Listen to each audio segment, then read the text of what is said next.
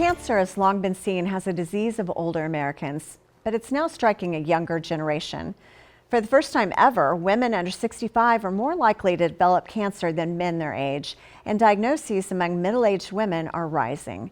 Here's Heather Graff with an in-depth look at how we got here. I just thought it was par for the course. When Lynn Bear first started to notice some abnormal bleeding, she assumed it was menopause kicking in. I did not even think about it being something other than that. The North Carolina native was 54 at the time. Cancer was not on my radar, not at all. Not on her radar, but it found her nonetheless. In August 2020, Lynn learned she had endometrial cancer, the most common type in the uterus. It's sort of like your world stops for a moment. According to the American Cancer Society, diagnoses have increased each year for the last 2 decades. The death rate is increasing too. Was your mindset, I'm too young to die? Absolutely. Absolutely. The number of new cases is rising for many common cancers women face, including breast, liver, and pancreatic cancers. American Cancer Society and others are really concerned about these trends. The organization's chief scientific officer, Dr. William Dayhut, says for young and middle-aged women alike, cancer can have a dramatic risk on their quality of life and family. Take those between the ages of 50 and 64. The cancer rates in that demographic have now surpassed men for the first time ever.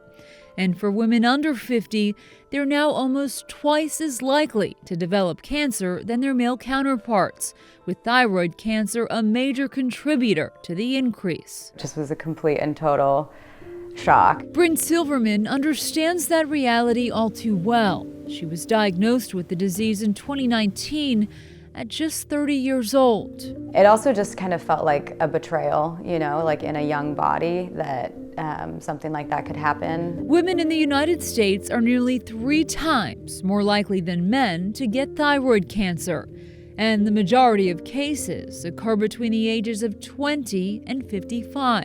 Today, Bryn says she's grateful to be in remission, but lingering questions still weigh heavily on her mind. Why did this happen to me when I was 30?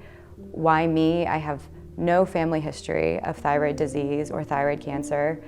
And why women? Like, why so many young women? Wow, and that's what you always say, find your why. Why did this happen? Why is it happening to women? Why so young? So women are higher rate of autoimmune disorders. And so what does that mean? That means that's when your immune system is off.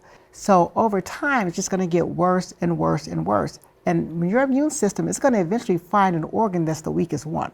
So this is really cellular medicine and the cell at its best. It's just showing up later on in life, but yet earlier. Why the trend to such a younger age? Because the metabolic health is poor. At the cellular level, you have problems and the body can't correct itself. So over time, it just flourishes. Well, and what I think about is no matter how old you are, you're a woman, go to the doctor every year, get screened, any weird symptom, go to the doctor, get them to look, ask what tests should be run, even with no family history of cancer. I mean, that's what I heard. Absolutely, you have to screen if you want to catch it, but let's start really focusing on how to prevent. There's not all these different diseases. It's one disease. It's chronic inflammation. It is just how you manifest it. Well, I think I take your point, but I also think there are people out there that, like the traditional medicine approach, aren't doing the preventive. We need to talk to the people to prevent, but we also need to teach people to use the system that they're insured for. I totally agree. And get checked. No, I'm not saying that. But even traditional physicians will already tell you different risk factors that you can begin to modify. That would be the question and to that's ask. what they're doing. What's happening to society that our metabolic health has gone down, and what can we do to improve our individual metabolic health? Start at the cellular level, try to reduce inflammation. Food is medicine. Food is medicine. Food is medicine.